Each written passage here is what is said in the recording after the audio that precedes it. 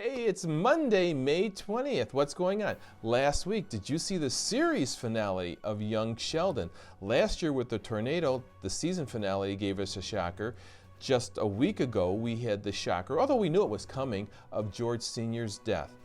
Now, what's going on for the future? Well, in the fall, there'll be a new spin-off. It'll be called Georgie and Mandy's First Marriage. Come on, what a terrible title for his show, right? In any case, other things that are going on is Mitt Romney has called for President Biden to pardon President Trump. Yeah, like that's going to happen.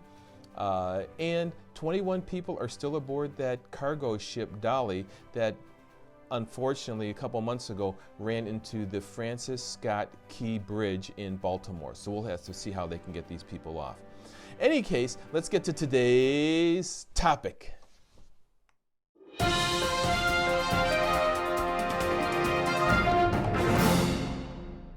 Okay, so let's talk about the health insurance premiums insurance companies are charging employers. There's a couple things to consider. The first thing is in about the last 12 years or so, premiums have gone up at least 4 to 5 times.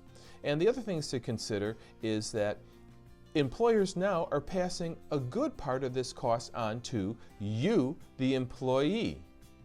So if your employer is not charging you for your insurance, well, I guess you don't need to watch the rest of this video, or maybe watch this video to find out how lucky you are. Employers who pay 100% of the employee's premium have to enroll all full-time employees, no exceptions to that. So if your employer is not charging you, congratulations. So let's talk now about the employee's cost.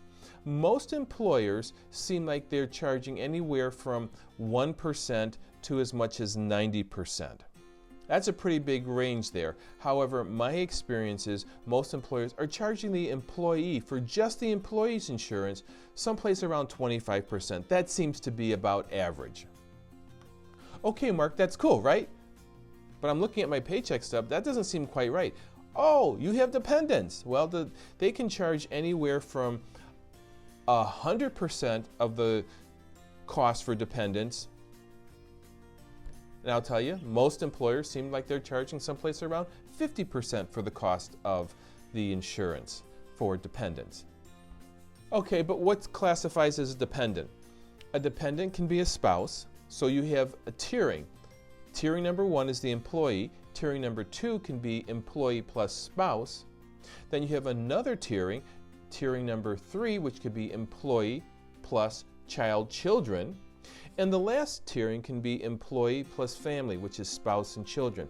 Sometimes you'll call me up and say, hey, what about my mother who lives with me? Well, she would have to be your legal dependent for the insurance company to entertain allowing that person to be covered.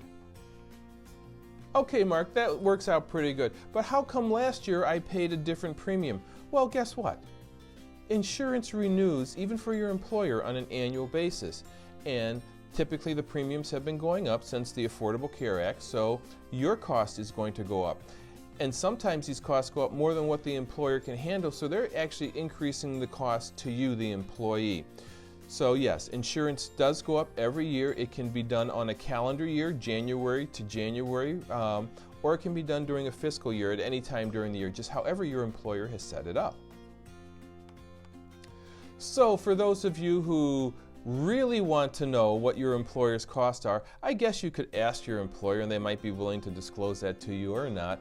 Or those of you who are on COBRA, let's talk about COBRA for a minute. COBRA, the insurance premium is passed on to the terminated employee and they can charge you 100% of their costs plus 2%. That 2% is so they can get rich and they can buy their yacht and they can sail around the world. Not really. That 2% just compensates them for the administrative cost. I hope that gives you a better understanding as to what insurance premiums are that employers are responsible for paying and how they're passing some of that cost now on to you, the employee.